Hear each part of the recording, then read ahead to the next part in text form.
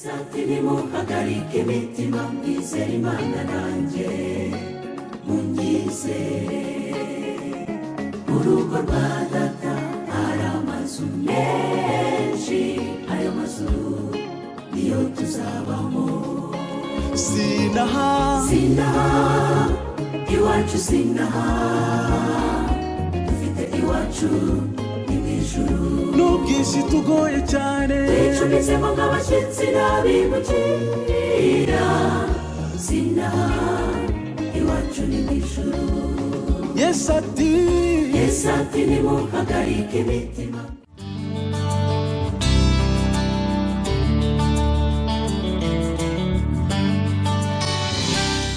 ariko tujya mu ijambo ry'Imana tugira dusenge. Avant d'entamer le sujet, nous allons prier. Dukomeje gushima data mwiza Imana ishobora byose izina ryawe rihabwe icyubahiro. Tugushimiye ko duhaye kuba muri uyu mwanya mwiza wo kwegera ameza y'imitsima kugira ngo tumanurirwe ijambo ryawe. Ni ukuri ntabwo ari ijambo ryacu ahubwo ni ijambo ryawe, niyo mpamvu ducije bugufi kugira ngo Uwiteka uduhe amagambo yo kuvuga kandi uduhe amatwi yo kumva neza kugira ngo icyo wateguye kutubwira muri ijambo Uwiteka kibashe kugera ku ntego yacyo. Ducije bugufi rero kugira ngo usobanure natwe mu izina rya Yesu. Mu gihe umukwe atinze uhagaze ute mu gihe cyo gutegereza? Quelle est ta position pendant que le plus tarde à venir? Ndasaba Imana cyane kugira ngo Umwuka Wera atugenderere muri uyu mwanya nk'uko maze kubisenga. Je demande au bon Dieu, au Saint-Esprit, de nous visiter aujourd'hui pendant que nous faisons cette prédication. Kuko iteka aya magambo iyo nanjye ndi kuyiga buri munsi hari icyo nunguka. Et à chaque fois que j'étudie ces paroles, je gagne quelque chose, j'apprends quelque chose. Ntabwo nshidikanya yuko nawe hari icyo Imana ishaka kukubwira uyu munsi. Je n'ai aucun doute que le Seigneur aimerait aussi te dire quelque chose. Kugira ngo twirinde kurangara kaboneka uko ariko kose. Pour éviter toutes les distractions.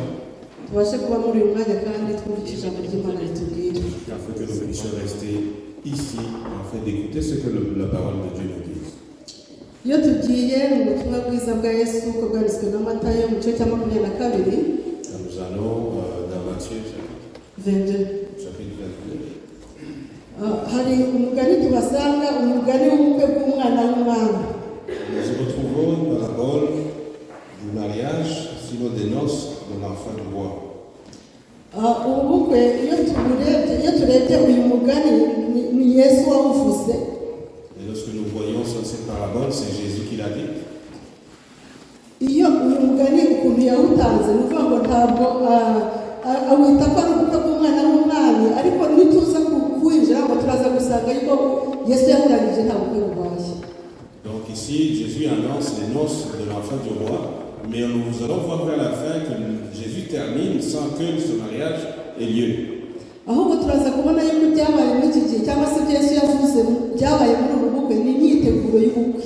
Et nous allons voir, nous voyons tout simplement que tout ce que nous allons voir dans ce récit, c'est juste les préparatifs du mariage. Reka dusome rero duhereye ku murongo wa mbere. Turasoma tube tugejeje ndaza kureba aho tugarukira hanyuma. Chapitre 22, verset 1. Matthieu 22, premier verset, on part en partie du verset 1. Yesu yongera kuvugana nabo abacira imigani ati, ubwami bwo mu ijuru bugereranywa n'umwami wacyujije ubukwe bw'umwana we arongora. Atuma abagaragu be guhamagara abatorewe gutaha ubukwe banga kuza. Arongera atuma abandi bagaragu ati, mubwire abatowe muti, dore nibiteguye amazimano, amapfizi yanjye n'inka zibyibushye babibaze, byose byiteguwe muze mu bukwe. Maze abo ntibabyitaho barigendera, umwe ajya mu gikingi cye undi ajya mu rutundo rwe. Abasigaye bafata abagaragu be barabashinyagurira barabica. Maze umwami ararakara, agaba ingabo ze arimbura abo bicanyi, atwika umudugudu wabo. Maze abwira abagaragu be ati, ubukwe bwiteguwe, ariko abari babutorewe ntibari babukwiriye. Nuko mujye mu nzira nyabagendwa, abo muri buboneyo bose mubahamagare baze batahe ubukwe. Abagaragu barasohoka bajya mu nzira, bateranya abo babonye bose ababi n'abeza inzu yo gucururizamo ubukwe yuzura abasanga. Donc je lis à partir du premier verset. Jésus prenant la parole, leur parla de nouveau en parabole et il dit: Le royaume des cieux est semblable à un roi qui fit des noces pour son fils. Il envoya ses serviteurs appeler ceux qui étaient invités aux noces, mais ils ne voulurent pas venir. Il envoya encore d'autres serviteurs en disant: Dites aux conviés, voici j'ai préparé mon festin, mes bœufs et mes bêtes grasses sont tués, tout est prêt, venez aux noces. Mais sans s'inquiéter de l'invitation, ils s'en allèrent, celui-ci à son champ, celui-là à son trafic. Et les autres se saisirent des serviteurs, les outragèrent et les tuèrent. Le roi fut irrité, et il envoya ses troupes, fit périr ceux meurtriers, et brûla leur ville. Alors il dit à ses serviteurs: Les noces sont prêtes, mais les conviés n'en étaient pas dignes. Alors allez dans les carrefours, et appelez aux noces tous ceux que vous trouverez. Ces serviteurs allèrent dans les chemins, rassemblèrent tous ceux qui s'y trouvèrent, méchants et bons, et là, la salle des noces fut pleine de convives. Murakoze. Icyo nk'uko tumaze kubibona kugeza hano ku murongo wa 10, igikorwa kiri gukorwa ni ukurarika. Comme nous le voyons jusqu'au verset 10, l'action qui est là aujourd'hui maintenant, c'est l'invitation. Irarika ryakozwe mu byiciro nabonye bigeze nko kuri 3 bitandukanye. Et on voit que l'invitation s'est faite en 2 ou 3 parties différentes. Hari irarika ryakozwe bwa mbere hari bititoye yuko hari ikibazo kizaboneka muri iryo rarikwa, baratumira bati muzaze mu bukwe umwami azakiza ubukwe, umwami azakiza ubukwe. Dans la première phase, c'est cette phase où on invite les invités, les convives, parce qu'on prépare le festin. Ubukwe bw'umwami ntabwo ari ikintu cyoroshye. Et on sait très bien que le festin du roi, c'est pas quelque chose de facile. Ntekereza ko n'umwami yibwiraga yuko ari bubwire wese ari bugira ubushake bwo kuza muri ubwo bukwe kuko yumvaga turiho ahantu hakomeye. Et donc le roi se disait probablement que chaque personne qui sera invitée se hâtera de venir. Ariko ikintu cyatunguranye ntabwo abatumiwe baje. Mais ce qui est étonnant, c'est que personne de ces invités est venu. Umwami yategereje abo yatumiye kugira ngo baze mu bukwe arababura. Donc le roi a attendu tous les invités qui avaient reçu leurs invitations, mais personne n'est venu. Iryo rarika rero nk'uko tuzi ko Yesu yigishirizaga mu migani. Et cette invitation, comme nous le savons, Jésus utilisait toujours des proverbes. Turabona yuko Yesu yashaka kugaragaza uburyo Imana irarikira abantu ubwami bwayo kuba mu bwami bwayo. Et ici, Jésus voulait montrer comment Jésus invite les personnes à venir dans son royaume. Iri rarika rya mbere twarigereranya nk'uburyo Imana yagaragaje ko ishaka kongera guhindura abana bayo kuva icyaha cyaza mu isi. Et cette invitation est comparable à cette façon que le Seigneur a utilisée pour réinviter les gens après le péché à rejoindre son royaume. Yagiye ikoresha abagaragu b'Imana bagiye bayubaha. Il a utilisé beaucoup de prophètes qui l'ont respecté. Tuzi nka Nowa uburyo Imana yamutumye kugira ngo aburire isi igihe Imana yari igiye kurimbuza isi umwuzure. Et parmi ces gens, on peut citer Noé, que Dieu a utilisé pour annoncer le déluge. Uburyo yakoresheje Enoki akamubwiriza utuje kugira ngo abwire abantu yuko bakwiriye kureka ibyaha ahubwo bakubaha Imana. Et nous pouvons citer aussi Enoch que Dieu a utilisé pour prêcher afin que les gens puissent revenir encore à Dieu. Ubwo n'uburyo Imana yagiye ikoresha mu bihe bya mbere byabanje icyaha kiza mu isi kugira ngo irebe yuko abantu yaremye bitandukanije nayo kuko icyaha cyakozwe n'abakurambere bacu bagarukira Imana bakongera kuba ubwoko bw'Imana. Et ce sont plusieurs méthodes que le Seigneur a utilisées pour ramener nos ancêtres qui avaient abandonné le bon chemin. Ikibabaje rero ntabwo abantu bakiriye irarika nk'uko byari bikwiriye. Ce qui est triste, c'est que les gens n'ont pas reçu cette invitation de la meilleure façon possible. Ntabwo abantu bahindutse ngo bahinduke abantu b'Imana. Les gens n'ont pas changé et ils ne sont pas devenus des enfants de Dieu. Bake gusa bake nibo babashije kubwiriza ubutumwa kandi bakizwa nabwo. Très peu. C'est juste une petite partie qui a pu parler de la parole de Dieu et qui ont changé. Ku nshuro ya kabiri tubona yuko Imana yakoresheje Aburahamu ndetse n'abazamukomokaho witwa Abisirayeli ndetse haje gusigara umugabane imiryango mikeya yitwa abayuda. En deuxième lieu, on voit que Jésus a utilisé Abraham et sa famille, donc les Juifs, pour propager ces bonnes nouvelles. ndetse muri iki gihe niho Yesu yavutse muri ubu bwoko bw'abayuda. Et même nous savons que c'est dans cette famille que Jésus est né. ariko ubwo Yesu yazaga aho kugira ngo bakire ubutumwa bwiza ahubwo baramwishe, ndetse n'abamuyobotse intumwa za mbere ba Pawulo ba Petero n'abandi bagiye bagirwa nabi, ntabwo bigeze ubutumwa bwabo bwakirwa. Même si Jésus est né dans sa famille, malheureusement, ils ne l'ont pas accepté comme il fallait, ils l'ont tué. Et même ceux que les apôtres comme Paul et les autres qui ont suivi Jésus étaient maltraités alors qu'ils ne devraient pas l'être. Irarika rya gatatu rero, umugabane waryo wa gatatu ni umugabane utangaje cyane ariko nanone unejeje. La troisième façon d'éviter, c'est une façon spectaculaire mais très intéressante, qui fait plaisir. Mutekereze kuvuga ngo genda ujye mu muhanda abantu bose ubonye ubabwire ngo nibaze. Vous imaginez vous envoyer dans la rue et d'éviter n'importe qui pour qu'il puisse venir.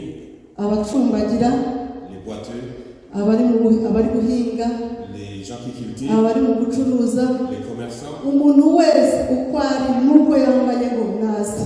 Chaque personne, même avec sa façon de son habillement, est invitée à venir dans notre. Ntabwo umwami yari akitaye kumenya ngo abo bantu mbese barasa gute. À ce moment-là, le roi ne s'attendait plus, il n'attendait pas que ces gens viennent habillés de la meilleure façon possible. ahubwo yatanze amahirwe kugira ngo umuntu wese wemera kurarikwa akaza aze yinjire mu bukwe bw'umwana w'umwana. Donc il a donné la chance à tout un chacun qui voulait juste venir, de venir tel qu'il était. Nshuti bavandimwe, Chers frères et sœurs, ndagira mbabwire yuko iryo rarika niryo jye nawe twararikiwemo. c'est de cette façon que moi et toi, nous avons été invités. Imana yaratoranije ubwoko bwa Isirayeli kugira ngo babashe kumenyekanisha Imana mu isi, ariko ubwo butumwa ntabwo babashe kubusohoza. Dieu avait choisi le peuple d'Israël pour propager la bonne nouvelle, mais ils ont failli à leur devoir. Bishe abahanuzi, bica intumwa, maze intumwa zikwirakwira hirya no hino mu isi. Ils ont tué des prophètes, ils ont tué tous les envoyés de Dieu, mais la parole quand même s'est propagée partout dans le monde. Ubwo butumwa rero bwagiye bukwira hirya mu isi niho bwageze no kuri twebwe. Et cette parole qui s'est propagée partout dans le monde est arrivée à nous. Kandi Imana ntabwo yaturaritse kubera ko twari beza. Et Dieu ne nous a pas invités parce que nous étions bons. Twaje turi babi, Nous sommes venus étant twaje turi abanyabyaha, nous sommes venus comme twaje pécheurs, tutabikwiriye, nous sommes venus ariko Imana yacu y'imbabazi yemera kugira ngo ituzane mu rugo rwayo. mais le Dieu d'amour nous a adoptés dans sa famille. Iri rarika rero rimaze gukorwa, umugabane wa kabiri wakurikiye ni uko ngo bararitswe bose binjiye mu nzu yo gukirizwamo ubukwe. Et cette deuxième façon donc d'éviter nous montre que tous ces invités ont été invités d'entrer dans la maison du roi. Icyo nabonye cyo ntabwo Matayo yinjiye muri detaye y'ibyabanjirije kwinjira. Ici, Matthieu n'entre pas dans les détails de ce qui précède cette invitation. Ariko tubona yuko ngo abantu bagombaga kwinjira hari umwambaro bambaye. Mais avec les détails, on sait que toutes ces personnes devraient rentrer avec un habit spécial. Kwambara ntabwo umuntu apfa kwambara, turibuka abo bantu ko bararitswe turi kumwe. Nous nous souvenons très bien de comment ces gens étaient invités. Abo bantu ko bararitswe ntabwo bari biteguye ubukwe, ntabwo ari abantu bari baragiye ngo bagure imyambaro bazambara mu bukwe. Ces gens-là qui venaient d'être invités, ce ne sont pas ces gens-là qui avaient été invités, qui avaient reçu l'invitation, qui avaient acheté des habits. Nta nubwo mu bwenge bwabo bari biteguye ko hari ubukwe bagomba kujyamo. Et même dans leur pensée, ils ne pensaient pas être invités dans un mariage. Byarabatunguye, ariko icyiza ni uko bemeye. Ils étaient surpris, mais ils ont accepté. Kwemera kwabo rero cyangwa se kwemera kwacu ni umugisha utangaje. Leur façon d'accepter, notre façon d'accepter, c'est vraiment une grande bénédiction. Kuko uko bagiye ntabwo ariko binjiye. Mais on voit ici que tels qu'ils sont partis, ils ne sont pas rentrés de la même façon. Ahubwo umwami rero abategura uburyo bwo kubatunganya kugira ngo binjire. Mais le roi avait préparé une façon de les éviter et de les faire rentrer dans sa maison. Byari mu muco w'Abayuda yuko umuntu uje iwawe umutegurira amazi akabanza koga. C'est dans notre culture des Juifs que quand tu arrives chez lui, il te donne de l'eau pour te laver. ntekereza ko muri ubwo bukwe ntabwo kwari ukoga ibirenge gusa ahubwo byari ukwiyuhagira kuko n'abari bavuye guhinga nabo bari barimo. Et je pense que dans ce mariage, c'était pas seulement de laver les pieds, mais c'est aussi de laver tout le corps, parce qu'il y avait même ceux qui venaient de leur champ. Kuko umwambaro ntabwo wari kwambarwa hejuru y'ibyuya cyangwa y'imyanda, ahubwo bagomba gukuramo imyenda yanduye bari bambaye mu kazi bakambara umwambaro w'ubukwe. Et cet habit de noces, ils ne devaient pas le porter alors qu'ils avaient encore la transpiration, ils avaient encore la terre sur leurs pieds. Hari abantu ntabwo barinjiye bafata uwo mwenda barinjira bajya mu nzu icururizwamo ubukwe ndetse ngo yuzuramo abantu benshi, abasangwa benshi. On nous dit ici que ces gens, ils ont porté cet habit, et ils sont rentrés, la salle était remplie de monde. Tukiri kuri uyu mugabane rero ndagira ngo dutekereze, ese ko ijwi ry'Imana ryatangiye guhera katanga ka mbere cya kiri mu isi, Imana irarikira abantu kugira ngo bihane ibyaha byabo, irarikira barabyakiriye. Ici, nous voyons aussi que dans cette partie-là, le Seigneur a utilisé plusieurs façons de nous inviter, et lorsque nous avons reçu une invitation, est-ce que nous l'avons accepté? Kuko turaza kubona yuko mu buryo tugiye kureba iki gihe duhagazemo hari benshi bagiye batakara inyuma basigara ku ntambwe zigiye zitandukanye. Et nous allons voir dans la suite que malgré l'invitation, on verra qu'il y a des gens qui sont restés derrière. Hari abahawe irarika bararyanga. Il y en a qui ont reçu l'invitation mais qui l'ont refusé. Wowe iryo rarika bararyemereye. Est-ce que toi, tu as accepté cette invitation? Ntekereza yuko ubwo dufite amahirwe yo kuba tuza mu nzu y'Imana twakira irarika Imana yaduhaye. J'espère très bien que si nous venons dans la maison de l'Éternel, c'est parce que nous avons accepté cette invitation. Kwakira irarika rero ni ikintu kimwe, ariko noneho no kuba mu nzu y'ubukwe ni ikindi. Et puis ici, on va différencier entre l'acceptation de l'invitation et être dans la maison de l'Éternel. Iyo turebye dukomeje hano ku murongo wa 11, si nous continuons au verset 11, tubona yuko hari igikorwa umwami yakoze. Nous allons voir qu'il y a une action que le roi a fait. Ngo umwami yinjiye kureba abasangwa abonamo umuntu utambaye umwenda w'ubukwe. Aramubaza ati, mugenzi wanjye niki gitumye winjira hano utambaye umwenda w'ubukwe? Nawe arahora rwose. Maze umwami abwira abagaragu bati, muboha amaboko n'amaguru mujugunye mu mwijima hanze, niho bazagirira bakayakenyera amenyo, kuko abatowe ari benshi ariko batoranijwe bakaba bangahe? Bakaba bakeya. Dans le verset 11 nous dit, le roi entra pour voir ce qui était à table, et il aperçut là un homme qui n'avait pas revêtu un habit de noces. Il lui dit, mon ami, comment es-tu entré ici sans avoir un habit de noces? Cet homme eut la bouche fermée. Alors le roi dit au serviteur, liez-lui les pieds et les mains, et jetez-le dans les ténèbres du dehors, et il y aura des pleurs et des grincements dedans. Car il y a beaucoup qui ont été appelés, mais peu d'élus. Nakoze ni ukuvuga ngo turabona yuko nanone hari n'ikindi kibazo cyo kwinjira cyangwa se cyo kuba mu mwanya wo gucururizwamo w'ahantu ubukwe bwagombaga kubera. Nous voyons ici qu'il y a encore un problème.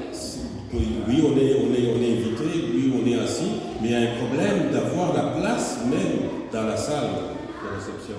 Mu by'ukuri ntabwo Bibiliya yasesenguye bigaragaza ko uyu muntu yageze aha hantu, ariko ntabwo uvuga ngo yahageze mu buryo butari bwo.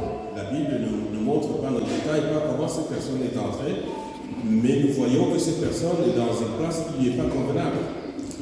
Abagomba kwinjira hari ahantu bagombaga kuko hari ibikorwa byari biteganijwe bagombaga gukorerwa. Ceux qui devaient entrer, il y a des actions par lesquelles il fallait passer. Bagombaga gukaraba, Ils devaient se laver, bagombaga kwambara, ils devaient s'habiller, noneho bakabona kwinjira. et après ils pourraient entrer alors dans la salle. Iyo rero tumaze kwakira irarika ry'Imana, Lorsque nous recevons l'invitation de Dieu, Imana iduhamagarira kuza mu nzu yayo, mu muryango wayo. Dieu nous invite de venir dans sa famille. Si ubwo iyo famiye niyihera, Et c'est quelle famille? itorero. Murakoze C'est cyane. l'église. Kwinjira mu itorero ntabwo ari gupfa kugenda uko wiboneye ngo ujyane n'imyanda yawe. Et donc, entrer dans l'église, c'est pas venir avec toutes tes saletés. Kuba mu muryango w'Imana ntabwo ari ukubaho uko wishakiye. Être dans la famille de Dieu, ce n'est pas vivre comme tu veux. Gukaraba ndibuka yuko mu buturo bwera bw'Abisirayeli igihe bari bafite inyubako y'ubuturo bwera hari icyo bitaga igikarabiro. Et donc nous savons que dans le sanctuaire, donc, il y avait un endroit qu'on appelait, disons, la salle de bain. Si j'appelle ça ici pour que nous puissions comprendre. Icyo gikarabiro ni ukuvuga ngo umuntu yahageraga akabanza agakaraba mbere yo kwinjira mu buturo bwera. Et donc, avant d'entrer dans le sanctuaire, il fallait se laver pour entrer. Mu buturo bwera ntabwo umuntu ahajyana imyanda yari afite y'iby'isi. Donc, dans le sanctuaire, on n'y entre pas avec toutes les saletés du monde. Gukaraba bishushanya kwihana. Donc, se laver, tout simplement signifie changer de vie, se réconcilier. Kwanga ibyaha byawe. Refuser tes péchés. Kuvanwaho imyanda. Donc, enlever les saletés. Gukurwaho ibyaha bya kera. Donc, enlever tous les péchés du passé. Umurimo rero Mwuka Wera ahangaha ikintu nongera gushaka kuvuga cyane iyo Imana ivugana n'abantu ikoresha Mwuka Wera. Et ce que nous allons ajouter, c'est que lorsque le Seigneur parle aux gens, il utilise le Saint-Esprit. Umwuka Wera niwo turarika. Le Saint-Esprit nous invite. Kandi umuntu twemeye irarika rya Mwuka Wera niwo uwo Mwuka Wera n'ukomeza kutuyobora muri buri gikorwa cyose kituganisha ku Mana. Et lorsque nous acceptons cette invitation, c'est le même Saint-Esprit qui continue à nous diriger dans les belles actions de Dieu. Umurimo w'Umwuka Wera rero ahita akorera umutima w'umuntu wemeye irarika. Ce que le Saint-Esprit fait au cœur de celui qui accepte l'invitation, ni ukumwemeza ibyaha. C'est de le convaincre de ce kugira ngo péché. murabizi natwe kuko iyi ni inzira umuntu twese tunyuramo iyo dusanga Imana. Et vous le savez tous, c'est le même chemin que nous passons lorsque nous allons vers Dieu. Umuntu akaba yari umusambanyi. Quelqu'un peut être dans la prostitution, umuntu akaba yari umusinzi. on peut être un ivrogne, umuntu akaba atubahirizaga isabato. peut-être cette personne ne respecte pas le n'ibindi sabbat. byaha byinshi umuntu akumva ibyo bintu byamutandukanije n'Imana. Et d'autres péchés qui nous ont séparés de Dieu. ni umucyo w'Imana, ni umucyo w'ijuru uba utangiye kurasira mu mutima w'umuntu. C'est la lumière du ciel qui est en train de luire dans le cœur de cette personne. uwo mucyo rero ukwereka ibyo byaha byawe. Et cette lumière va te montrer tes péchés. noneho ibyaha ukabyanga kumva urashaka kubireka. Et à ce moment-là, tu abandonnes tes péchés, tu as envie de les abandonner. kandi ukagira agahinda k'ibyo byaha. Et tu es triste de ces péchés. ku buryo wumva udashaka kubisubiramo. De façon que tu n'aimerais même plus y retourner. nguko rero uko tunyura mu gikarabiro. Et c'est de cette façon que nous passons dans cette baignoire, dans cette façon où nous allons nous laver. nk'ikimenyetso itorero rikora umuntu arabatizwa. Comme signe, l'Église baptise ces personnes. akajya mu mazi menshi.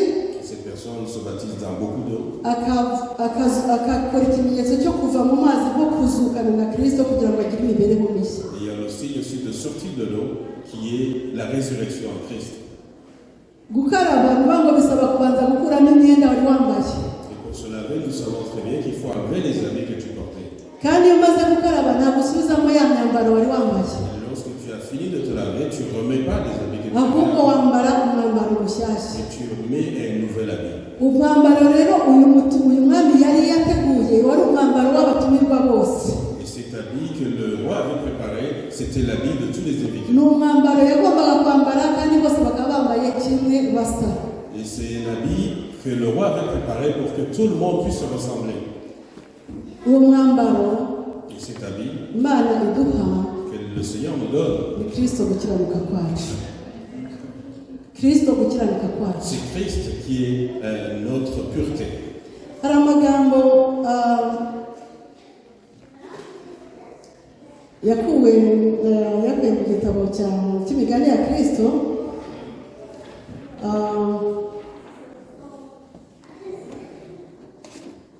hari amagambo aravuga ngo Il y a des paroles que nous trouvons dans les paroles de Jésus. ngo Kristo azafubikisha umwambaro we. Que Christ va habiller quelqu'un avec son habit, dont l'habit de Christ. mu migani ya Kristo bakoresheje verbe envelope.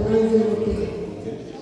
Kristo ngo azafubikisha cyangwa se azambika umwambaro wo gukiranuka umuntu wese wihana ibyaha bye. Donc, dans les paraboles de Jésus, Christ va envelopper de son habit toute personne qui abandonne ses péchés et qui accepte de le suivre. mu by'ukuri iyo ikintu cyitwa envelope turakizi. Nous savons très bien ce que nous appelons l'enveloppe. Iyo envelope washyizemo ikintu mo imbere, Même quand tu as mis quelque chose dans l'enveloppe, ntabwo icyo kintu kiba kigaragara, tu ne vois pas ce qui se trouve à l'intérieur. ahubwo envelope niyo ubona, kuko envelope iba yakavarinze, yatwikiriye icyo kintu kitagaragara. Et tout ce que tu vois, c'est juste l'enveloppe qui couvre la chose qui se trouve à l'intérieur.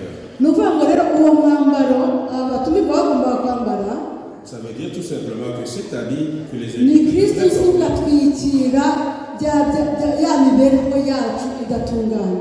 donc c'est Christ qui vient envelopper notre mauvaise façon de vivre. Maze tukajya imbere y'Imana tugaragara nk'abasa neza kandi ubundi umuntu ataratungana. Et nous allons devant le Seigneur comme si nous étions propres alors qu'à l'intérieur nous ne le sommes pas. Hari amagambo Mujahimana yavuze mu gitabo cy'imigani ya Kristo, yavuze iyo twiyeguriye Kristo, Donc dans le même livre, lorsque nous nous abandonnons à Christ, umutima wumatana n'uwe, notre cœur fusionne avec le cœur de Christ ibyo dushaka bikazimirira mu byo ashaka, et tout notre vouloir s'infiltre dans le vouloir de Jésus ubwenge bugahinduka nk'ubwe, et notre connaissance ressemble à sa connaissance ibitekerezo bikamugandukira, et nos pensées s'ouvrent vers lui. maze tukagira imibereho myiza. De la même façon, de cette façon-là, nous allons avoir les mêmes habitudes. Maze aravuga ati uko niko kwambara umwambaro wo gukiranuka kwa Kristo. C'est de cette façon en fait qu'on va porter l'habit de Christ. Aya magambo muzayasanga mu migani ya Kristo mu cyigisho kivuga ngo sans l'habit de noces, umuntu utambaye umwambaro w'ubukwe, mu gitabo cy'ikinyarwanda mu mugabane wa kabiri paji ya 48. Donc nous allons trouver dans ces paroles dans les paroles de Jésus. Kwambara rero uyu mwambaro wa Kristo ni ikintu cy'ingenzi cyane mu mibereho yo gusenga Imana, Donc s'habiller de cet habit de Christ, c'est quelque chose de très important dans la vie d'un. kuko umwami ntabwo yigeze agira tolerance namba kuri umuntu yasanzwe utambaye umwenda w'ubukwe. Car le roi n'a pas toléré cette personne qui n'avait pas d'habit de noces. Twakwibaza tuti ese byagenze gute? Nous pouvons nous poser la question de savoir qu'est-ce qui s'est passé. Uyu muntu byamugendekeye gute? Kuki yibonye yari ari mu muhanda atambaye umwenda w'ubukwe kandi akumva nta kibazo? Comment cette personne s'est retrouvée dans la salle sans habit de noces et qui n'avait pas de problème? Icya mbere dushobora gutekereza, uyu muntu ashobora kuba ataraciye mu irembo aho abandi banyuraga. Nous pouvons penser que cette personne probablement n'est pas passée par l'entrée principale. Kuko iyo ahanyura bari kumubwira hakiri kare ati wowe ntabwo ushobora kwinjira usa gutya. Car s'il était passé par là, on lui aurait dit qu'il ne portait pas cet habit. Iryo rembo rero nta handi twinjira tuza mu itorero mu mubatizo. Donc cette entrée principale, c'est la même entrée que nous utilisons quand nous venons vers le baptême. Ikindi tubona yuko ashobora kuba yari yihagazeho. Nous pouvons aussi penser qu'il a voulu hausser les épaules. Agatekereza ati jyewe imyambaro yanjye ni myiza nta kirwaye. Peut-être qu'il voulait juste garder son costume et qu'il était content de cette façon. Iriya sudize biriya bikanzu ni bwoko ki? Et qu'est-ce qu'on me donne? Ces robes-là, ça. Genda komeza niyambare n'ibi byanjye ndabona ari byiza. Donc moi, je vais continuer à m'habiller tel que je suis. Hari igihe rero twajya mu itorero ry'Imana natwe tumeze gutyo. La plupart du temps, il se pourrait que nous entrons dans l'église Mu de gihe cette façon. twabonye ko kwiyegurira Kristo ari byo bituma uyu mwambaro tuwuhabwa, Alors que nous avons vu que s'abandonner à Christ nous permet d'avoir cet habit, haravuga bati jyewe nzajya mu itorero, il y en a qui disent, moi j'irai à l'église, jyewe nzajya nsenga, je veux prier, jyewe nzajya mfatanya n'abandi. je vais travailler, collaborer avec Ibyo ngibyo bya Kristo rwose komatana nawe no gushaka umushyikirano hamwe n'Imana ugasanga yabiciye amazi. Mais cette façon de s'humilier, de s'abandonner à Christ, il l'abandonne. Agashaka gukomeza kubaho imibereho yari asanzwe ibaho, imibereho yo kudashyikirana n'Imana. Et il aimerait continuer juste à vivre sa vie d'avant.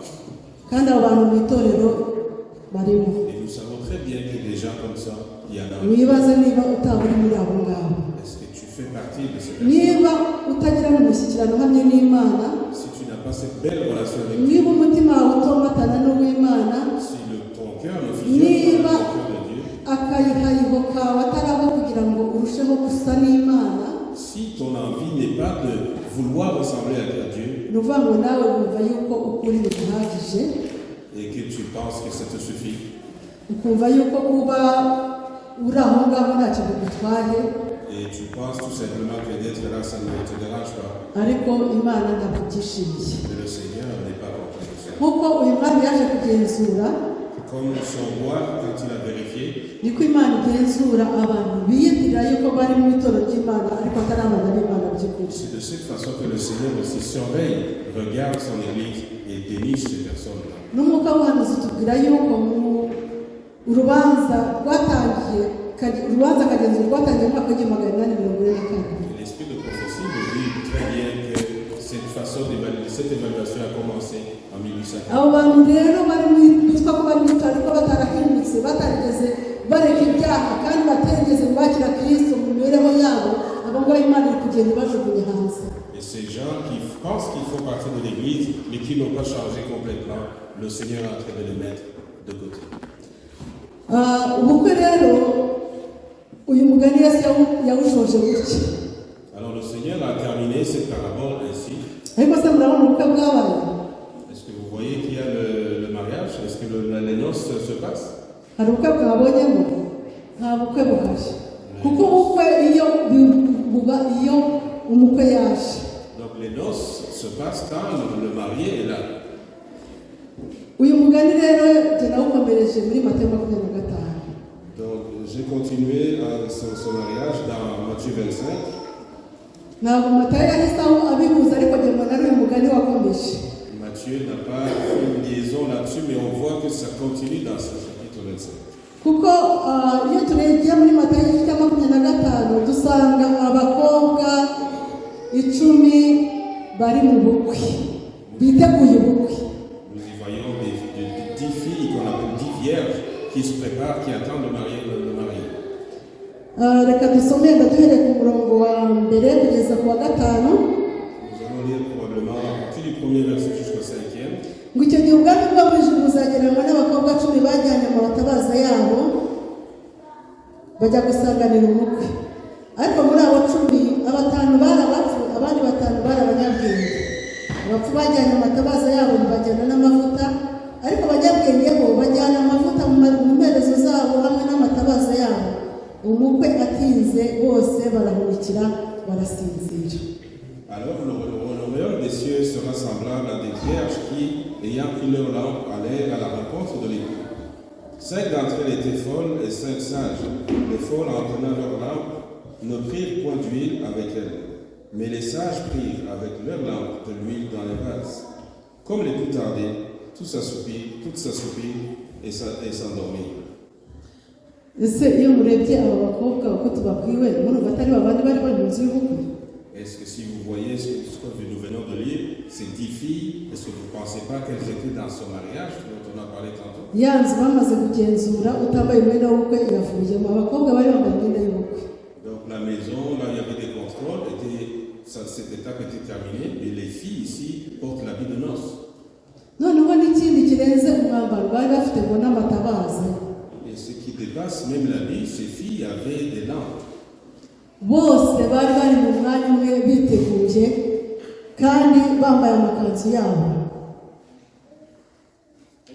bose bari bari mu mwanya umwe biteguye kandi bambaye amakanzu yabo. Ces filles étaient déjà prêtes et elles avaient leur habit de noces. amatara yabo bose yaramurikaga mu gihe runaka. Leur lampe brillait pendant un certain temps. kandi mu kindi gihe ayo matara yose yarazimye. Mais dans la deuxième partie, leurs lampes se sont éteintes. bari bari mu mwanya umwe bakora imirimo yose yo kwitegura ubukwe. Elles étaient au même endroit, elles faisaient la même chose en attendant le marié.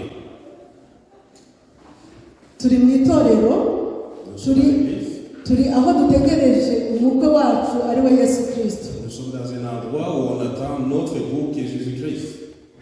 umwigisha wadufashije mercredi ahantu yari atinze cyane, niyo mpamvu bitari budufata umwanya munini kubyumva. La personne qui a fait la méditation mercredi s'est attardée sur ce sujet, c'est pour cela qu'on ne va pas y tarder longtemps. turaza kubona yuko aba bakobwa uko ari 10 mu by'ukuri mu gihe umukwe yari ataraza ntabwo wabashaga kubatandukanya. Et nous voyons très bien que ces filles avant l'arrivée de l'époux, toutes ces filles étaient les mêmes. Il n'y avait pas moyen de les différencier. nk'uko twabibonye rero yuko ngo ahantu ari mu itorero ry'imana aho dutegereje umukwe wacu wariwe yesu kirisito. Et comme nous l'avons vu, nous sommes à l'église, là où nous attendons notre époux qui est Jésus-Christ. ni ukuvuga ngo kugira ngo utandukanye abantu b'imana by'ukuri n'abantu batari ab'imana by'ukuri ntabwo ari ikintu cyoroshye. Ça veut dire tout simplement que différencier les personnes qui sont à l'église mais qui ne sont pas de Dieu et ceux qui sont de Dieu, c'est chose quasiment impossible. twibuke yuko aba bakobwa ni abantu bagiye basigara, umugabane wagiye usigara, bamwe bavamo abandi bavamo haza gusigara abakobwa 10. Et nous voyons ici que le nombre 10 de ces filles, en fait, c'est le résultat du fait que d'autres filles étaient, en fait, se séparaient du groupe, et on voit que on peut appeler ça du millésime, donc une unité de 10 filles. bamwe batakaye mu irarika, Certaines sont restées dans les invitations, donc ntabwo bemeye kwakira irarika, donc il y en a qui n'ont pas accepté l'invitation, abandi basigara banze kwambara umwambaro w'ubukwe, et d'autres refusaient de porter l'habit de noces. noneho abasigaye ni abari bashimye, reka mbyite gutyo. Et donc ça veut dire tout simplement que le reste des 10 filles, ce sont des 10 filles qui étaient qualifiées. aha tuhatinde cyane kuko niho rukomereye, Et nous allons insister là-dessus parce que c'est là où ça se complique. kuko burya iyo umuntu yigeze gushimwa bakavuga yuko ari umuntu muzima ukora neza, Car lorsque quelqu'un a été remercié comme une personne qui travaille bien, hari aho agera kumva koko byararangiye, on arrive à un stade où on pense qu'on est vraiment arrivé à l'apogée. akumva yuko iyo yagombaga kujya yagezeyo. Et la personne pense qu'elle est arrivée à destination. ariko aha twitonde ntabwo birarangira. Ici, faisons attention parce que ce n'est pas encore terminé. nshuti bavandimwe, mu gihe turimo dutegereje umwami wacu Yesu Kristo ntabwo birarangira. Chers amis, chers frères, pendant que nous attendons le retour du Christ, rien n'est terminé. uhagaze ute muri iki gihe cyo gutegereza? Quelle est ta position pendant cette période d'attente? reka dusesengure aba bakobwa. Nous allons donc essayer d'étudier ces filles. iyo bavuze ngo bari mu mwanya umwe, ngiye mpita ntegereza uburyo turi mu mwanya umwe dukora imirimo mu itorero. Lorsqu'on dit que ces filles étaient au même endroit, je pense aussi comment nous sommes aujourd'hui ensemble. turi abaririmbyi, Nous sommes des chanteurs, turi ababwiriza, nous sommes des prédicateurs, turi abadiyakoni, nous sommes des diacres. turi mu mwanya umwe rwose, gahunda zirimo ziragenda neza mu itorero. Nous sommes dans la même enceinte, en même place. ibyo ni byiza, C'est une bonne chose. ariko se uhagaze ute muri iki gihe cyo gutegereza? Mais quelle est ta position pendant cette période d'attente? aba bakobwa bose igihe cyarageze barasinzira. Il fut un temps où toutes ces personnes, toutes ces filles se sont endormies. burya gusinzira, njye nabonye gusinzira kw'abakobwa ntabwo aricyo kibazo. Je me suis rendu compte que cette façon de s'endormir n'était pas vraiment un problème.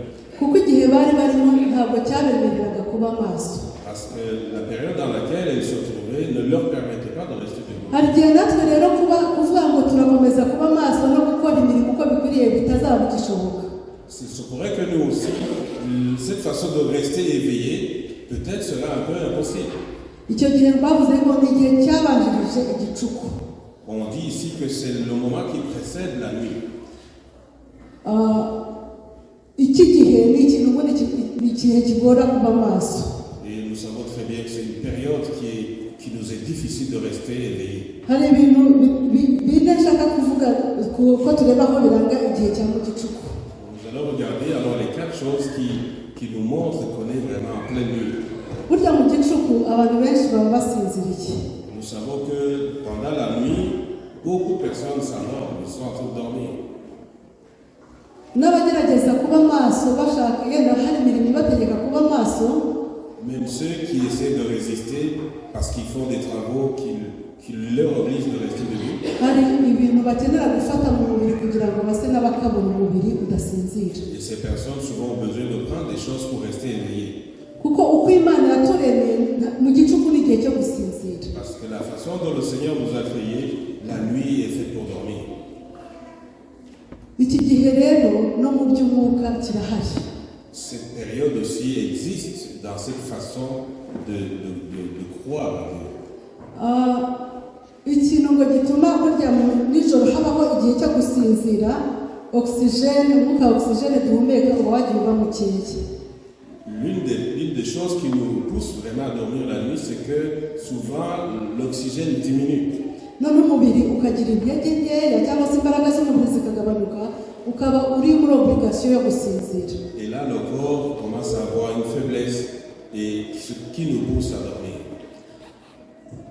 Turaza kongera kureba gatoya ibintu bituma dusinzira muri iki gihe cyangwa se mu by'umwuka ibintu bisinziriza ni ibihe. Nous allons voir encore un peu plus tard des choses qui nous poussent à dormir. Ikindi kintu cya kabiri kiranga igicuku, La deuxième chose qui représente un peu la nuit, ni uko abantu bakora ibibi niho bakora ibibi, niho binjira mu bibi cyane. et c'est là où les gens, les méchants, les gens qui font de mauvaises choses entrent en action. Abajura niho bajya kwiba, C'est au même moment que les voleurs commencent à voler. abarozi kera najyaga numva ngo hari abantu bacuragura, Donc aussi, on nous dit ngo niho bajya gucuragura, nta mucuraguzi ucuragura ku manywa. que les sorciers commencent leurs actions la nuit et pas la journée. Abantu bajya mu busambanyi niho bajya gutega, indaya niho zijya gutega, Donc c'est le moment aussi que les prostituées se mettent en route. n'abajya gushaka indaya niho bajya kubashaka kuko baba batinya yuko abantu bababona ku manywa. Et ceux qui vont chercher des prostituées aussi le font la nuit parce qu'on ne les voit pas. Abicanyi bajya kwicana nijoro, bashaka kwikiza umuntu ati ngiye kubikora nijoro ntabwo bambona. Pour les tueurs aussi, ils le font la nuit parce qu'ils pensent qu'on ne les verra pas. Mu yandi magambo ni igihe abanyabibi bakora ibyabo. En d'autres mots, c'est une mauvaise période, c'est une période où le mauvais surabonde. Ibyo bibi rero biri gukorwa birakorwa n'abanyabyaha. Et toutes ces mauvaises choses sont en train d'être faites par les pécheurs. Mu gihe abo twavuga ngo ni abantu b'Imana, abakristo bo hari ahandi hantu bari, donc basa n'ababeretse batari muri ibyo ngibyo. Pendant à cette période-là où le méchant, lui, il fait ces choses, on suppose que l'enfant de Dieu, lui, est occupé à faire autre chose également. Ni ukuvuga ngo baba bahishwe ibyo bibi biri gukorwa. Ça veut dire tout simplement que pendant cette période, le Seigneur cache ses enfants. Ikindi cya gatatu, La deuxième chose, inyamaswa z'inkazi za zindi z'intare, ingwe, ni ukuvuga ngo niho zijya gushaka imihigo. c'est les animaux féroces, donc ces gros animaux comme le lion, le léopard et les autres, c'est la meilleure période de chasse pour eux. Icyo gihe rero ni ukuvuga ngo abantu b'Imana baba bahishwe ibyo bintu by'inkazi. Et pendant cette période, les enfants de Dieu sont protégés contre ces mauvaises choses, ces animaux sauvages. Ikindi cya kane usanga nta rujya n'uruza rw'abantu nk'uko tubibona ku manywa. Bon, la quatrième chose, c'est qu'il n'y a pas une multitude de gens qui marchent dans tous les sens. Ariko ikintu dukwiriye gutekereza ni ngo iki gihe nubwo abanyabwenge n'abapfu bari abo bakobwa bose basa, ariko iki gihe nicyo cyagaragaje itandukaniro ryabo. Et nous devons penser que même si pendant cette période il y a une confusion, c'est ce temps-là qui a différencié les 10 filles vierges entre les 5 folles et les 5 qui étaient de bonnes filles. Muri iki gihe cya mu gicuku niho bumvise ijwi ry'impanda risakuza ngo umukwaraje nimubyuke mumusanganire. Et c'est pendant cette nuit-là, une nuit profonde, qu'ils ont entendu la trompette qui disait l'époux est arrivé. Muri iki gihe ngo bose bumvise ijwi, bose bararyumvise, ntabwo ryumvise bamwe abandi bareka kuryumva. Ici, le texte nous dit que toutes ces 10 filles ont entendu la trompette. Ijwi rivuga ngo umukwaraje, ndetse twese iryo jwi turi kuryumva ko Yesu agiye kuza. Donc, elles ont entendu cette voix qui disait que l'époux était là. Est-ce que nous entendons que c'est maintenant que la voix de l'Éternel nous dit que Jésus va venir bientôt? Iryo jwi turaryumva kuko nta mudivantiste utabizi ko Yesu agiye kuza. Cette voix, nous l'entendons parce que tous les adventistes le savent. Mu gihe rero ngo bahagurutse bagiye gusanganira, bagiye gucana amatara yabo yari yazimye. Pendant qu'elles se sont réveillées pour aller rejoindre l'époux, elles sont allées allumer leur lampe. Abapfu basanga bacanye amatara yabo yazimye. Et les folles ont trouvé que leur lampe n'avait plus d'huile. Ariko ngo abanyabwenge bacanye amatara arakomeza araka kuko bo baba bari bafite iki amavuta. Et les sages ont rallumé leur lampe et les lampes se sont allumées parce qu'elles avaient la réserve. Ngiki rero icyatandukanije abakobwa b'abanyabwenge n'abapfu. Voici ce qui a différencié d'édifier. aba bapfu ndashaka yuko tubacaho akarongo cyane kuko nibo baduhangayikishije muri iki gihe kandi nibo dushobora kwisanga turi nabo niba ibyangombwa dukwiriye kugira tutabifite. Je ne veux pas trop insister sur ces 10 filles, ces 5 filles folles, parce que finalement, nous risquons de nous retrouver dans cette catégorie. Imana White yabavuzeho mu gitabo cy'imigani ya Kristo. Jean-Paul White a dit dans les paraboles de Jésus. Texte wayikoresha noneho. Ni amagambo bavuze kuri abakobwa bapfa kugira ngo dutindeho cyane. Vous avez insisté sur les paroles qui ont été dites sur ces filles-là. Baravuze ngo abantu bagereranywa n'abakobwa b'abapfu ntabwo ari indyarya. Les personnes figurées par les vierges folles ne sont pas des hypocrites. Bubaha ukuri kandi bakagushyigikira bagashyigikira uburenganzira bwabo. Elles respectent la vérité, elles ont soutenu ses droits, elles aiment la compagnie des croyants.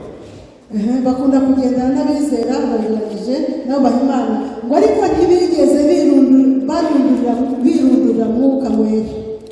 Donc, je répète, elles aiment la compagnie des croyants, mais elles ne se sont pas abandonnées à l'action de l'Esprit Saint.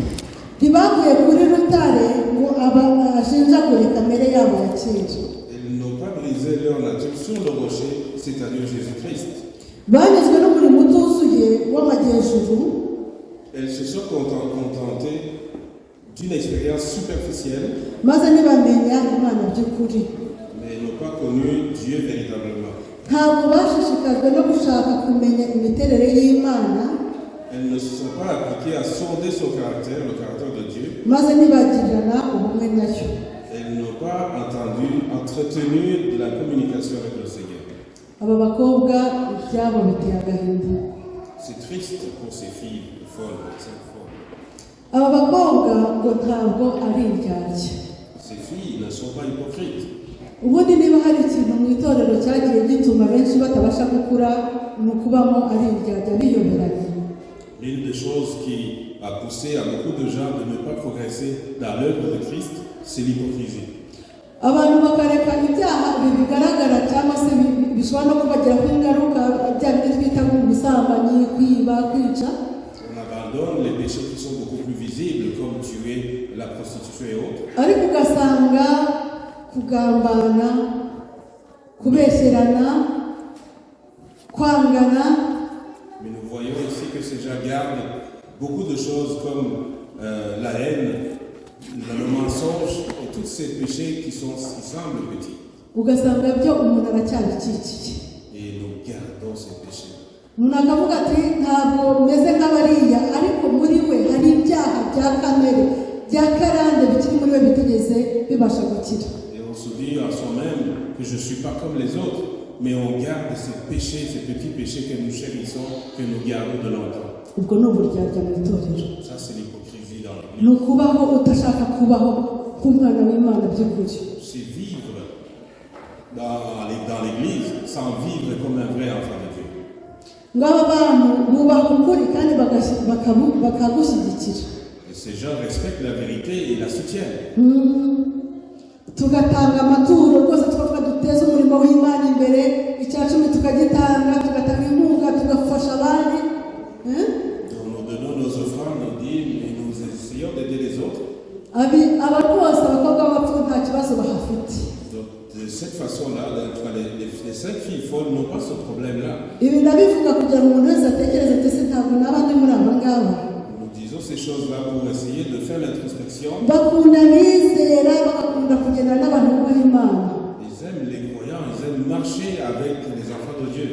Ariko mu kibazo bafite ntabwo bigeze birundurira mwuka wera. Mais le problème, c'est qu'ils ne se sont pas abandonnés complètement dans le Saint-Esprit. Ntibaguye kuri rutare ari we Yesu Kristo ngo ajenjagure kamere zabo za kera. On dit que ces personnes ne sont pas tombées sur le rocher qui est Christ pour qu'ils broient leur vieux caractère. Banyuzwe n'umurimo w'amajyejuru. Donc ils se sont contentés du travail superficiel. Si umurimo w'amajyejuru turawumva aho twari tugeze aha ngaha. Parce que nous comprenons ici le travail superficiel. Umurimo w'amajyejuru twabanje kubona bakibirarika. Donc ces gens-là ont accepté l'invitation, kandi bihana ibyaha byabo ils se sont repentis de leurs péchés, ndetse bakiriye kirisito ku ikubitiro nk'umwami n'umukiza wabo et ils ont accepté le Christ dès le départ, ariko ntabwo bakomeje kugendana nawe kugira ngo bahindure imibereho mais yabo ils ont arrêté de marcher avec lui pour changer leur caractère. ngira ngo icyo twabonye yuko ngo kirisito yaje arafubika arambika niba ngo afata igitambaro ukarambura kuri uru ruhimbi. Nous avons vu que lorsque Christ entre dans notre vie, il nous enveloppe. iyo amaze kutwanderopa rero ni ukuvuga ngo kamere yacu ikiri yayindi. Ça veut dire que lorsqu'il nous enveloppe, notre caractère reste le même. iyo dukomeje kwiyegurira kirisito no kwikubita kuri uwo wiswe rutare, Et lorsque nous continuons à nous confier en Christ, amenagura kamere zacu maze tugahinduka. et aussi nous laisser foudroyer par le rocher qui est Jésus, nous changeons. ndetse nta nubwo dusigara tubona yuko kwiba ari cyo cyaha, Et puis nous ne voyons pas que voler, c'est ça le péché. ngo nitubona abantu bakora ibyo bariya ni abanyabyaha byewe ni umuntu w'imana. Et nous ne voyons pas le péché comme de dire tout simplement ces gens, ce ne sont pas des croyants, moi je suis un enfant de Dieu. ndibuka hari abantu bamwe twari turi kumwe ntabwo ndibavuge hari ababamenya. Alors elle se rappelle qu'il y a des gens qui étaient avec eux. icyo gihe twari tugiye gusangira hamwe, Donc c'était personnes allaient manger ensemble. twari abantu b'abadivantisiti. Et c'était des adventistes. noneho hari ibyo kurya bitandukanye harimo n'inyama. Et il y avait beaucoup de choses à manger, y compris la viande. noneho umuntu umwe abona undi yariye inyama, Et là, une personne a vu l'autre se servir de la viande. aramubaza zitekana uracyarya inyama, Et il lui a demandé, tu manges encore de la viande? kuko murabizi ko hari abadivantisiti avuga ati kurya inyama ni icyaha ntabwo urya inyama.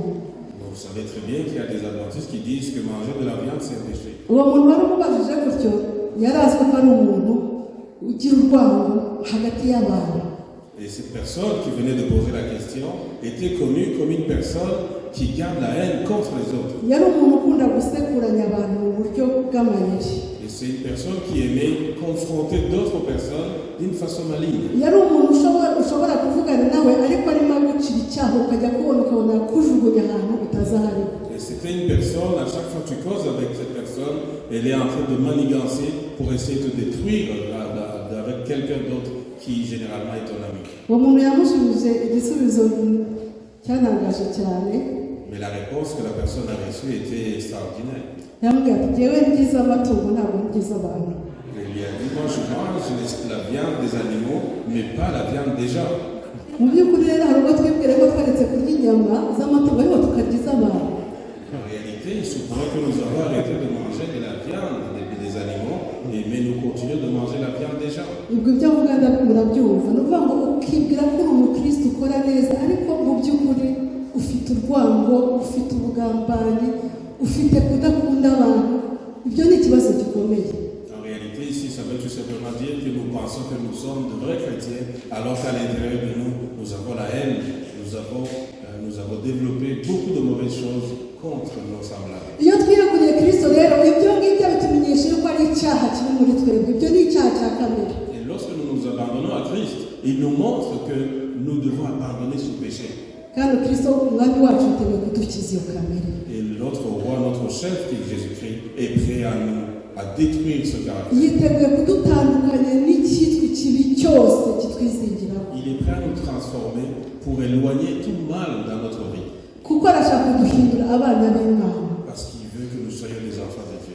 muri yohani igice cya mbere umurongo wa 12 Dans Jean chapitre 1, verset 12, yaravuze ati nyamara bamwemeye bakizera izina rye yabahaye ubushobozi bwo kuba abana b'Imana. donc pour ceux qui l'ont accepté, il leur a permis d'être appelés des enfants. iyo uri umwana w'Imana witwara nka so, Lorsque tu es un enfant de Dieu, tu te comportes comme ton père. ntabwo ntabwo uwiryarya ngo wiyoberanye, Tu ne deviens pas malin pour essayer juste de te conformer. ahubwo uhinduka umwana w'Imana mu buryo bwuzuye. Tu deviens un enfant de Dieu comme imico y'ijuru ikaba muri wowe. les caractères du ciel se développent en toi. ngicyo rero ikibazo gikomeye abakobwa b'abapfu bari bafite. Voici le gros problème qu'avaient les filles. ntabwo bemeye guhinduka, Elles n'ont pas accepté de changer. bamenye Yesu ko ari umwami n'umukiza wabo, ndetse ngo bihana ibyaha byabo.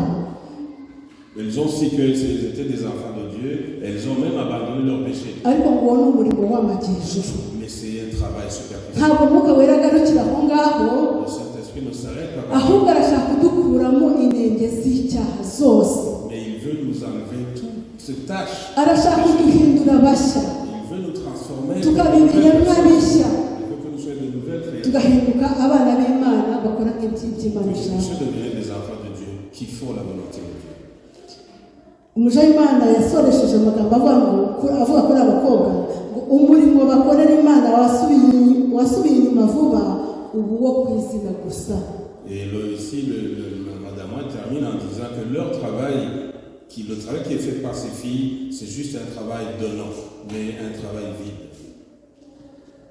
nshuti bavandimwe, Chers frères et sœurs, mu gihe umwambaro w'ubukwe twabonye gushushanya gukiranuka kwa Kristo tubarwaho iyo twihannye, pendant que nous avons vu que l'habit que Christ nous donne, c'est juste nous habiller la vérité et la volonté de Dieu, aya matabaza abakobwa bapfu nabo bari bayafite. on voit aussi que ces lampes, les filles folles en avaient également. Amatabaza ni ijambo ry'Imana. Et ces lampes représentent la parole de Dieu. Matayo Zaburi 119:105, ijambo ryawe ni itabaza ry'ibirenge byanjye n'umucyo umurikira inzira yanjye. Dans les psaumes 119, Verset 105. 105, ta parole est une lampe à mes pieds. aya matabaza rero Et ces lampes ashushanya ijambo ry'Imana, naho amavuta agashushanya umurimo Mwuka Wera akorera mu mitima y'abakiriye Yesu Kristo. Donc cela représente la parole de Dieu et puis l'huile représente l'œuvre qui est faite au travail. Mu yandi magambo ni ukuzura k'umurimo wa Kristo muri twebwe. Dans notre monde, c'est la plénitude du travail de Dieu en nous. ntabwo dukwiriye kunyurwa n'umurimo udashitse, ahubwo dukeneye umurimo w'Imana ko wuzura mu mibereho yacu. Nous ne devons pas nous satisfaire des travaux superficiels, mais des travaux complets en Jésus-Christ. mu by'ukuri iyo amavuta adahari n'ibindi byose ngo bigenda bikendera. En réalité, lorsqu'il n'y a pas d'huile, on voit très bien que même le reste commence à descendre, à aller en disparaissant. iyo Mwuka Wera adahari n'ibindi byose biragenda. Lorsque le Saint-Esprit n'est pas là, tout s'en va. Mwuka Wera ni iki? Le Saint-Esprit, c'est quoi? Imana irema amafi iyo turebye mu itangira, Imana yategetse amazi mu nyanja no mu migezi n'inzuzi bizamo amafi. Lorsque nous voyons dans la création, Dieu a ordonné que dans les eaux, qu'il y ait des poissons. Imana irema ibiti, yategetse ubutaka bumeze ibiti. Et lorsque le Seigneur a créé la terre, il a ordonné qu'il y ait des arbres. ariko Imana igiye kurema umuntu muri itangira igice cya 26, Mais dans Genèse 1, verset 26, lorsque Dieu a créé l'homme, iravuze iti tureme umuntu agira ishusho yacu ase natwe. il dit créer l'homme pour qu'il puisse avoir notre visage, qui nous ressemble. ni ukuvuga ngo mu by'ukuri umuntu yavuye hehe? En réalité, ça veut dire que l'homme est venu mu Mana. de Dieu. tureme umuntu, twebwe tureme umuntu Créons un homme agire ishusho yacu qui puisse avoir notre visage, nous ressembler, ase natwe, puisse nous ressembler agire imaje y'Imana. pour avoir l'image de Dieu. ntabwo ari kugira ngo tugire amazuru asa, umuntu usa, amaguru ameze nka oya, ahubwo ni ukuvuga ngo tugire umutima nk'uw'Imana. Ça ne veut pas dire que nous devons avoir le même nez, la même bouche, mais nous devons avoir le cœur de Dieu. Derrière, iyo ukuye ifi mu mazi, ifi biyigendekera gute? Lorsque vous sortez le poisson de l'eau, qu'est-ce qui se passe? ifi irapfa, sibyo? iyo ifi itari mu mazi irapfa. iyo uranduye ikimera ukagikora mu butaka, ikimera kigenza gute? Lorsqu'on arrache une plante de la terre, qu'est-ce qui se passe? ariko iyo turebye nanone mu itangiriro igice cya 7, Imana imaze kurema umuntu yamuhumekeyemo umwuka w'ubugingo, umuntu ahinduka ubugingo buzima. ni ukuvuga ngo umuntu aba muzima kuko afite umwuka w'Imana. ahangaha kera bakitwigisha nyine umwana najyaga ntekereza nk'abantu buriya yamuhumekeye, yafashe guhindukiramo oxygène, oya ntabwo ari yashyizemo. Dans Genèse 2, verset 7, lorsque Dieu a créé l'homme et a soufflé le souffle de vie, et cette personne est devenue un être vivant. Et alors elle dit que quand elle était jeune, elle pensait que le Seigneur a fait donc pour lui donner son souffle. iyi sufure uyu mwuka n'inyamaswa zirawufite Ce souffle, même les animaux le possèdent. kuko iyo zipfuye nayo ntabwo ziba zigihumeka. Lorsque ces animaux meurent, ils ne respirent plus non plus. uyu mwuka rero ni ukuvuga ngo ni imana mu muntu. Et ce souffle, en réalité, c'est Dieu dans l'homme. iyo dutandukanye n'imana iyi sufure ntabwo iba igihari. Et lorsque nous nous séparons de Dieu, ce souffle n'existe plus. iyo twongeye kumva n'imana imana idusubizamo iyi sufure ku guhumeka kwayo. Et lorsque nous nous réconcilions avec Dieu, c'est ce souffle, c'est Dieu qui rentre dans nous. tukaba abantu bazima. Et nous devenons des êtres vivants. ikibabaje rero abantu benshi bari kugenda kuri iyi si barapfuye bahagaze. Et ce qui est triste, c'est que beaucoup de gens marchent sur cette terre comme des morts vivants. nshuti bavandimwe nkunda, Chers amis, chers frères que j'aime beaucoup, turi mu gihe cya mu gicuku kandi ntabwo ari igihe uru rusaku ruzumvikanamo ngo tujye gushaka imibereho mizima mu mana. nous sommes dans la période de nuit et lorsque la parole va être dite, on n'aura pas le temps d'aller chercher cette façon de vivre en Dieu. ibidusinziriza birahari Les choses qui nous endorment existent. kuko kuba amaso muri iki gihe ntabwo ari ikintu cyoroshye. Parce que pour rester éveillé ces derniers temps, c'est pas facile. n'isi ubwayo n'umwuka duhumeka n'abo tubana nayo bashobora kudutera gusinzira. La terre, les gens qui vivent autour de nous peuvent nous pousser à s'endormir. ariko ibanga dukwiriye kubika ni iri banga abakobwa b'abanyabwenge bari bafite. Mais le secret que nous devons garder, c'est le secret qu'avaient les filles sages. amavuta ya reserve, De l'huile de réserve. amavuta yandi mwuka wera, kugirana ibanga na mwuka wera ku buryo igihe cyose dukeneye gukoreshwa nawe uwo mwuka wera aba ahari. Avoir une complicité avec le Saint-Esprit afin qu'à chaque fois que nous avons besoin de lui, qu'il soit là, côté de nous. hari amagambo nshaka ko dusorezaho yavuye mu bitabo by'umwuka w'ubuhanuzi turenda kugera ku musozo. Il y a des mots qu'elle aimerait terminer qui sortent des livres de l'esprit de prophétie. ayo ngiye gukoresha ya mbere yavuye mu gitabo cy'abami n'abahanuzi paje 346. Les premières paroles se trouvent dans le prophète et le roi. aravuga ngo igihe cyo gutegereza gishobora gusa n'ikirambiranye. Il se pourrait que le temps d'attente soit beaucoup plus long. umutima ushobora kubabazwa no gucogozwa n'ibibazo, Le cœur peut s'affaiblir à cause de beaucoup de problèmes. maze abari baragiriwe icyizere bakagwa. Mais ceux à qui on avait eu confiance chutent.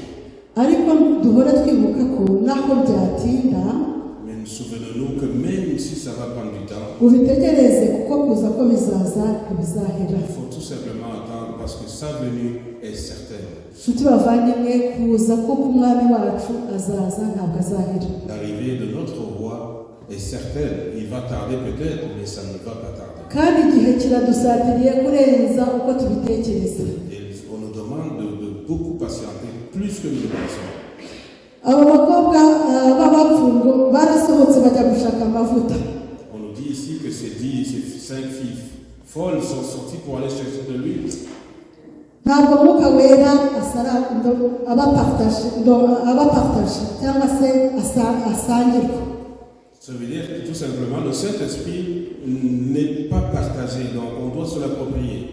umuntu wese akeneye kugira mwuka wera. Chaque personne doit avoir son propre. ntabwo mwuka wera uri mu babyeyi bawe azahinduka mwuka wera wawe. Le Saint-Esprit qui anime vos parents ne sera pas votre propre Saint-Esprit. shima imana yuko igihe cyageze nkamenya yuko kwizera kw'ababyeyi banjye ari ukwabo, nanjye nkeneye kwizera kwanjye. Je remercie le bon Dieu que le Seigneur m'a permis de vivre dans une famille chrétienne et que cette foi aussi est la mienne aujourd'hui.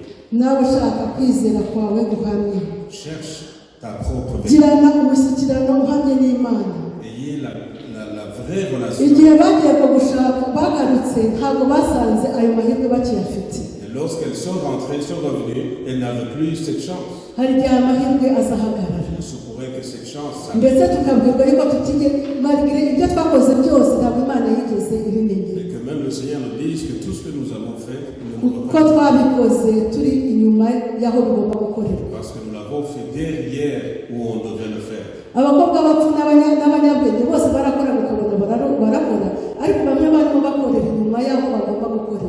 Donc les 10 filles, les 5 vierges, les 5 folles travaillaient ensemble, mais les folles faisaient le travail en dehors de la vraie zone.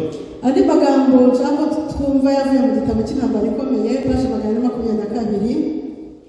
Donc nous allons trouver d'autres paroles qui se trouvent dans la tragédie des siècles, paje 422 la page 422. aravuga ngo uwizera kristo wese akwiriye kwibaza ati mana yanjye urashaka ko mukorera iki. Et celui qui croit en Christ devrait lui poser la question de savoir, mon Seigneur, que puis-je faire pour toi? dukeneye kwicishiriza bugufi imbere y'uwiteka twiyiriza ubusa dusenga kandi twigana ijambo ry'imana umwete mwinshi. Nous devrions nous humilier devant le Seigneur en jeûnant, en priant, cyane dutekereza ku bijyanye n'urubanza. en pensant au jugement. tugomba kugira umwete wo kugira ubumenyi bwimbitse mu byo kumenya imana. Nous devrions avoir le courage de chercher la vérité de la parole de Dieu. nta gihe na gito dufite cyo gupfusha ubusa. Nous n'avons pas de temps à perdre. ibyaduka bikomeye biratugose. Beaucoup de choses, beaucoup de nouvelles choses qui arrivent nous surabondent. turi mu gikingi satani yishimira. Nous sommes dans l'enclos que le diable aimerait que nous soyons. reka satani nubwo yakwishimira ko twaba aha ngaha tugire uburinzi bw'imana. Même si Satan aimerait que nous soyons dans un mauvais endroit, remercions et réjouissons-nous parce que nous sommes dans le Seigneur. muri matayo 25:13 barashoje batubwira bati nuko mube maso kuko mutazi umunsi cyangwa igihe. Et donc dans l'action on termine en disant soyez vigilants parce que vous ne savez pas le jour où le Seigneur va revenir. imana itugire neza kuri aya manywa Que le Seigneur nous aide dans cette journée kugira ngo tumenye igihe dusohoyemo icyo ari cyo. pour que nous puissions sonder les temps et savoir où nous allons. ushobora kubona abantu bose basa bameze kimwe ariko ukwiriye kugira ibanga ryawe. Tu peux penser, voir les gens semblables, mais tu dois avoir ton propre secret. iryo banga ni Mwuka Wera. Et ce secret, c'est le Saint-Esprit. dusoza ndagira ngo abari kuri tekinike badushyiremo indirimbo nifuje yuko dukurikira ijyanye n'iki cyigisho nayo itubere umusozo. Pour terminer, je demanderai à la technique de mettre le chant choisi pour que nous puissions aussi l'écouter en pensant à une solution. imana tugire neza mu izina rya yesu. Que le Dieu nous bénisse. Amen.